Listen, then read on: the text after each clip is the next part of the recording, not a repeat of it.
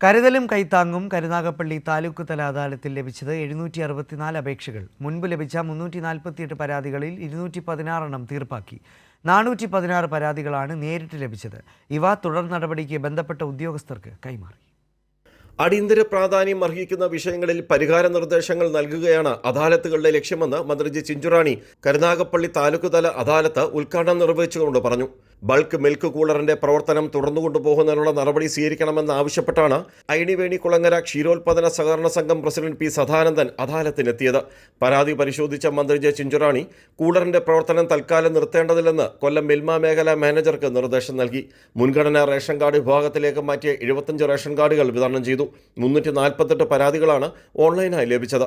അദാലത്ത് വേദിയിലും പുതിയ പരാതികൾ സ്വീകരിച്ചു. CR മഹേഷ് MLA അധ്യക്ഷനായിരുന്നു. MLA മാരായ ഡോക്ടർ സുജിത് വിജയംപിള്ള, കോവൂർ കുഞ്ഞുമോൻ തുടങ്ങിയവർ പങ്കെടുത്തു. കൈരളി ന്യൂസ്, കൊല്ലം.